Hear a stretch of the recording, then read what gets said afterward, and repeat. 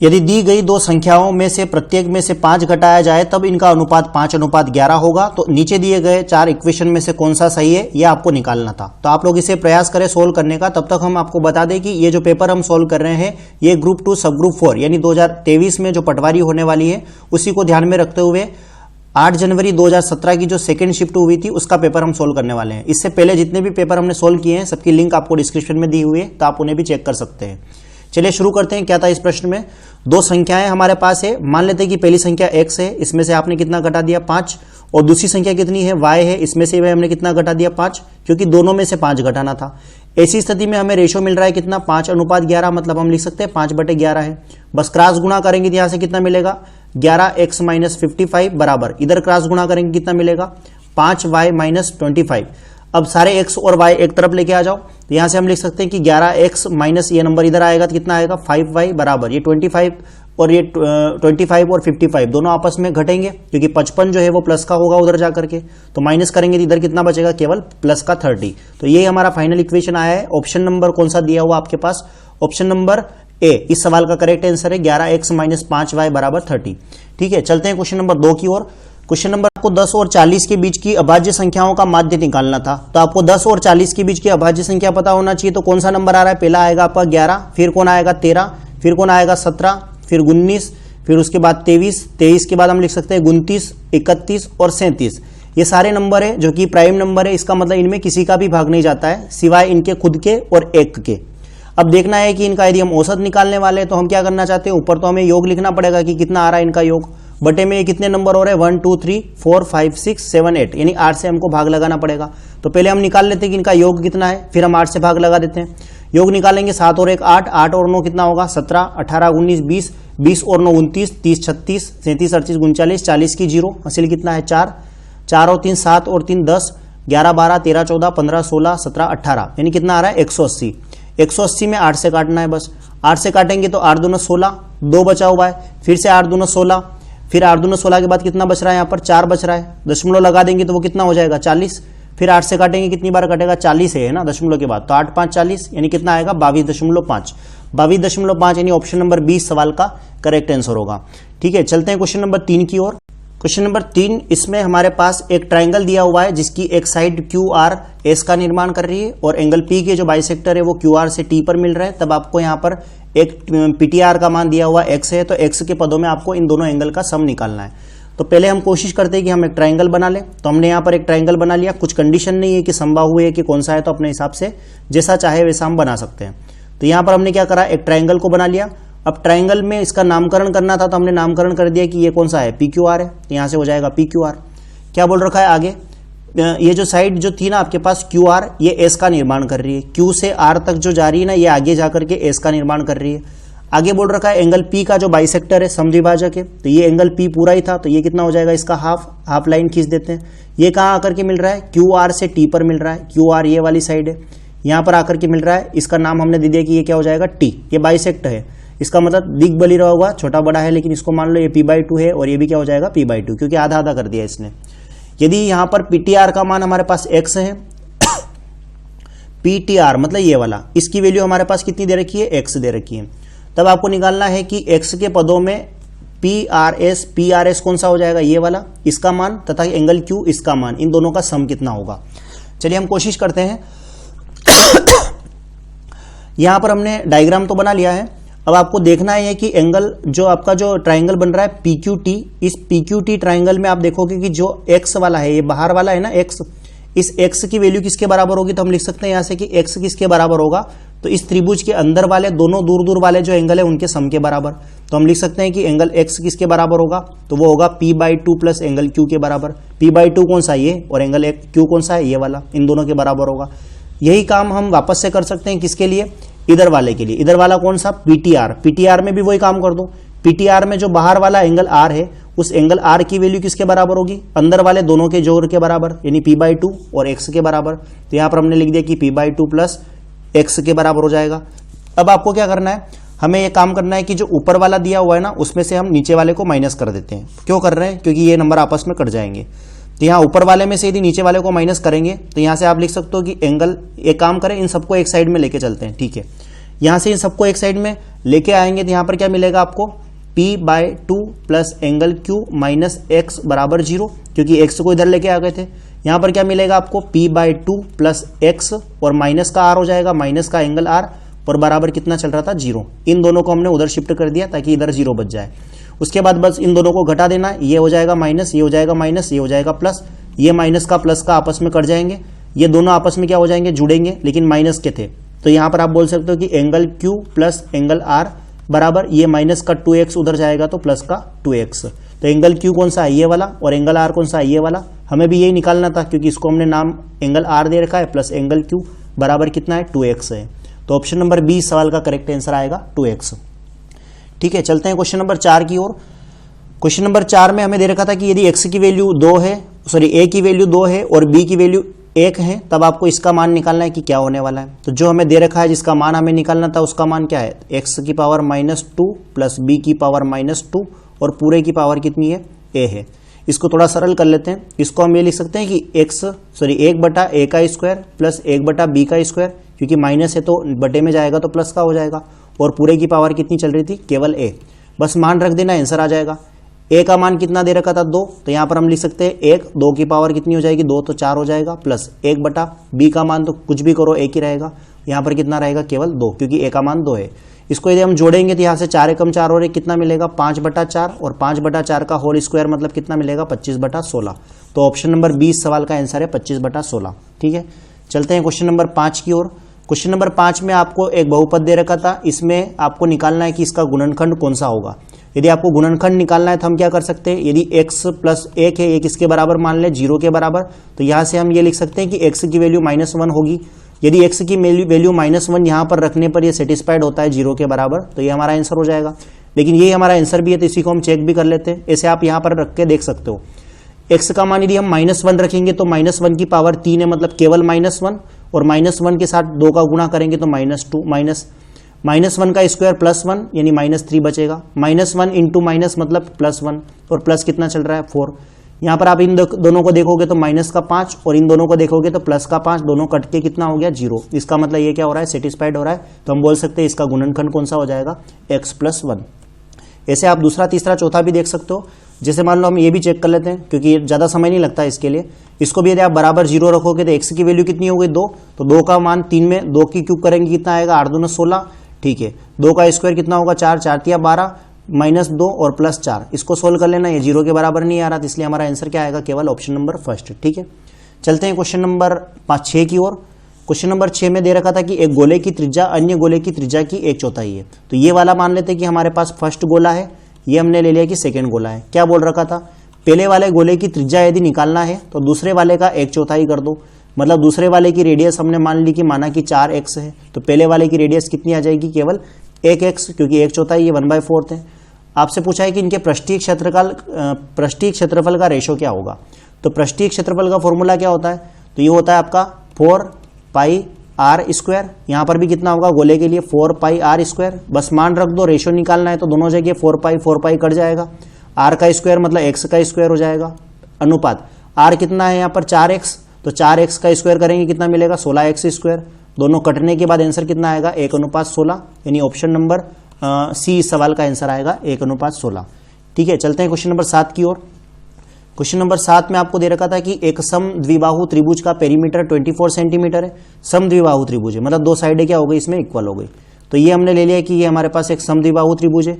इसका पेरीमीटर आपको कितना दे रखा था 24, मतलब हम मान ले कि ये वाली साइड हमारे लिए ए है, ये वाली साइड हमारे लिए बी है, ये वाली साइड हमारे पास सी है। तो आपको पता चल गया कि तीनों साइडों का जोड़ बराबर कितना है 24 सेंटीमीटर है।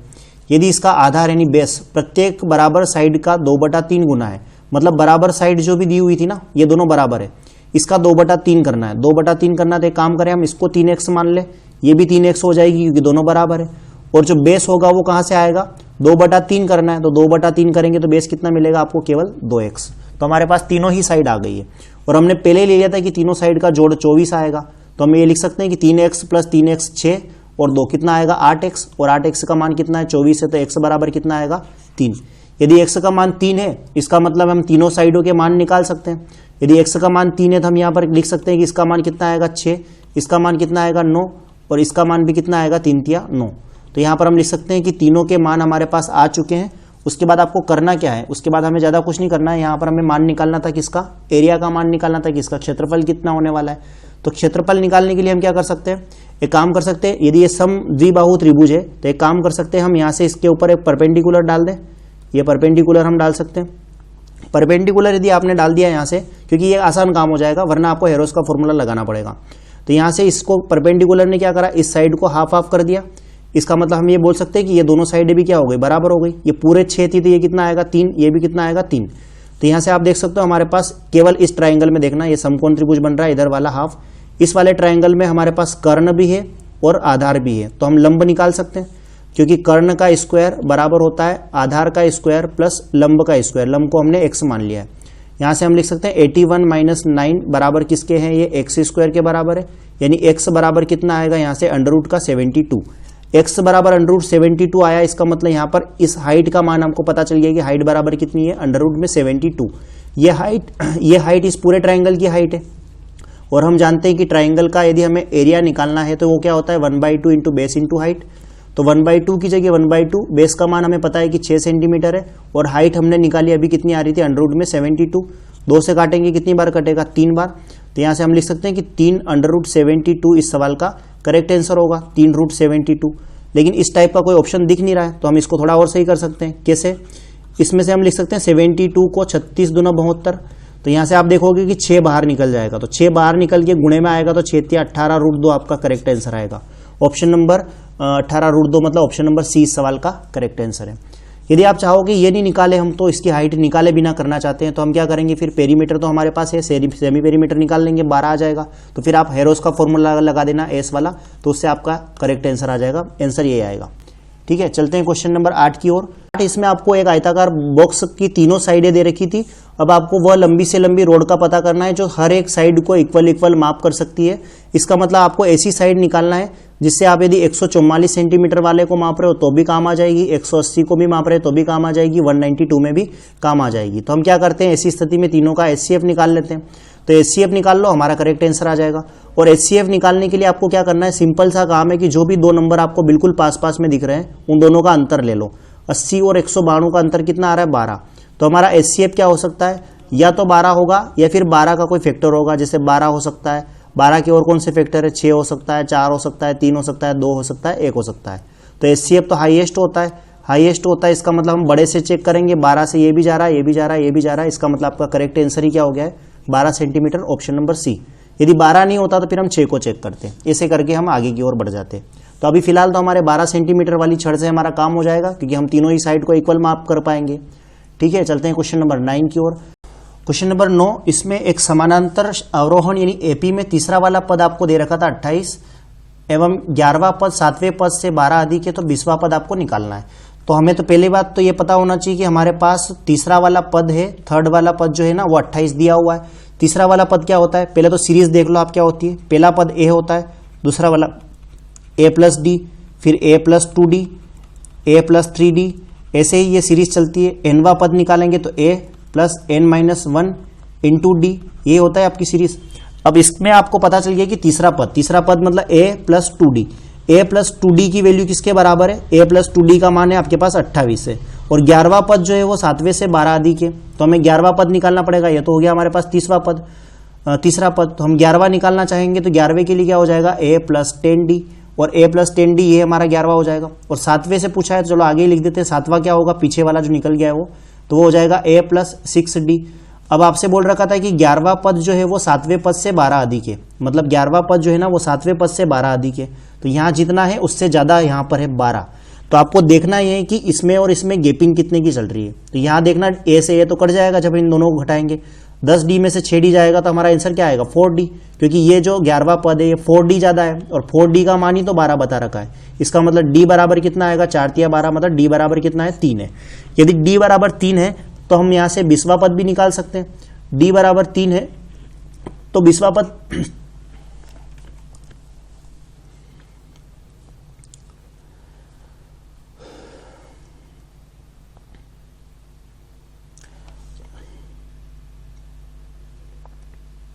जब हमें डी का मान पता चल गया कि 3 है तो हम यहाँ पर रखेंगे डी का मान। तो यहाँ से क्या दिया हुआ था आपके पास, डी बराबर 3 है ना, तो डी बराबर 3 रखेंगे तो 3 दूना 6, यानी a प्लस 2d बराबर कितना दिया हुआ था 28। तो a बराबर कितना मिल जाएगा, यहाँ से आप रखोगे 3 दूना 6, यानी 6 माइनस होगा तो कितना मिलेगा, a का मान 22 है। यदि a का मान 22 है, d का मान 3 है, तो हम 20वां पद निकाल सकते हैं। तो हम यदि 20वां पद निकालेंगे तो क्या होता है उसके लिए, a प्लस 19d, ये होता है 20वां पद। बस मान रख दो, a का मान तो था हमारे पास 22 प्लस 19 की जगह 19 और d का मान कितना था 3, बस मान रख देना यहाँ से 22 प्लस 19 दिया कितना होगा 57, यानी आंसर कितना आएगा आपका 79। इस सवाल का करेक्ट आंसर है ऑप्शन नंबर ए।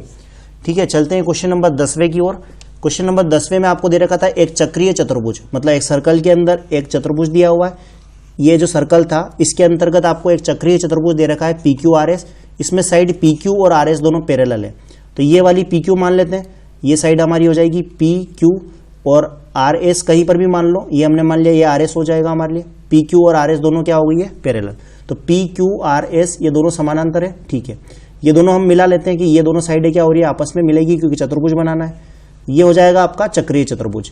इसमें आपको दे रखा था एंगल P का मान 85 है। एंगल P का मान क्या दे रखा था 85 डिग्री।